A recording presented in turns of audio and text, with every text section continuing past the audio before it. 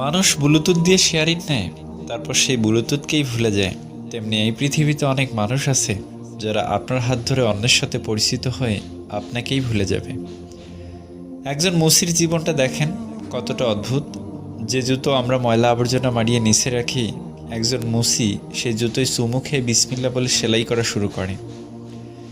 একজন শুটকি দোকানে সারাদিন শুটকি বিক্রি করে বাসায় ফিরে তার বাচ্চাদের জড়িয়ে আদর করেন।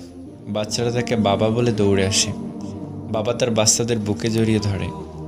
একজন মাছ বিক্রেতা সারাদিন মাছ ঘেটে যখন বাসায় ফিরে তখন তার স্ত্রী তাকে জড়িয়ে চুমু খায়। একটা বিছানায় দুজন ভাগাভাগি করে ঘুমায়। মাছের গন্ধে আর শুটকির গন্ধে আমাদের বমি আসে, গায়ে লাগলে পারফিউম ইউজ করি, কিন্তু তাদের কাছে শুটকির গন্ধ আর মাছের গন্ধ বড় পারফিউম। কারো যেখানে শেষ, আবার কারো সেখান থেকেই শুরু। জীবনের চাকাটা আজব এক গোলক ধাঁধা। মেথরের জীবন দেখুন। একজন মেথর তার পেট বাঁচাতে টয়লেট পরিষ্কার করে জীবন চালায়, অথচ সূক্ষ্মভাবে খেয়াল করছেন কখনো এই কারো পায়খানায় কারো বেঁচে থাকার তাগিদ? ব্যবসাদের জীবন তার থেকে আরও বেশি ভয়াবহ। যে শরীরটাকে বাঁচাতে হাজার যুদ্ধ করে, আবার সেই শরীরটায় প্রতি রাতে খদ্দরের কাছে মেলে দেয়। একজন নেশাখোর শরীরে রক্ত বিক্রি করে পুনরায় নেশা করার জন্য, আবার এই রক্ত অন্য কারো জীবন বাঁচায়। একজন ছিনতাইকারী অন্যের জীবন খুন করে নিজের জীবন বাঁচায়। বাহ, কি দারুণ জীবনের বাঁচার চক্র! এই যে দেখেন, এত মারামারি, হানাহানি, ধ্বংস, হিংসা, অহংকার, সব কিসের জন্য? জীবনের জন্য, পেটের জন্য, নাকি বাঁচার জন্য? আসলে মাঝে মাঝে কনফিউজড হয়ে যাই। বাঁচার জন্য খাওয়া, না খাওয়ার জন্য বাঁচা? জীবনের জন্য বেঁচে থাকা, না বেঁচে থাকার জন্য জীবন? মেঘ আকাশকে ভুলে যায় যখন মেঘ আকাশ থেকে মাটিতে পড়ে। পাতা গাছকে ভুলে যায় যখন পাতা গাছ থেকে ঝরে পড়ে।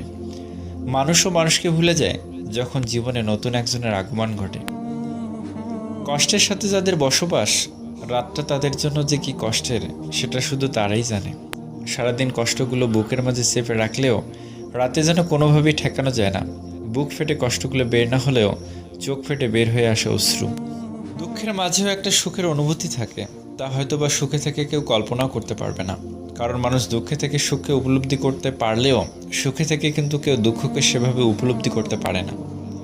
আর মানুষ যখন কষ্টের মাঝে সুখকে কল্পনা করে, তখন তার মন যে অনুভূতির সৃষ্টি হয় তা কখনো কখনো সুখের চেয়েও মধুর। তোমার চলে যাওয়ার কথা ছিল, তুমি চলে গেছো। আমার হারানোর কথা ছিল, আমি হারিয়েছি। কিন্তু পার্থক্য শুধু এইটুকু, আমাকে ভালোবেসে তুমি অল্প একটু সময় হারিয়েছ, আর এই অল্প সময়ে আমি আমার পুরো জীবনটাকে হারিয়ে ফেলেছি। ভালোবাসা মানে আবেগের পাগলামি, ভালোবাসা মানে কিছুটার দুষ্টুমি, ভালোবাসা মানে অন্যের কল্পনাতে ডুবে থাকা, ভালোবাসা মানে অন্যের মাঝে নিজের ছায়া দেখা। যখন ঘুম আসে তখন স্বপ্ন আসে, যখন স্বপ্ন আসে তখন তুমি আসো, আর যখন তুমি আসো তখন ঘুম আসে না। অঙ্ক করতে যেমন সূত্র আর নির্ভুল হিসাব দরকার, তেমনি ভালোবাসতে দরকার এক মুঠো আবেগ আর অনেকখানি বিশ্বাস। মূলত এই বিশ্বাস জিনিসটাই ভালোবাসার খুঁটি মজবুত করে। ধন্যবাদ সকলকে। আসসালামু আলাইকুম ওয়া রাহমাতুল্লাহ।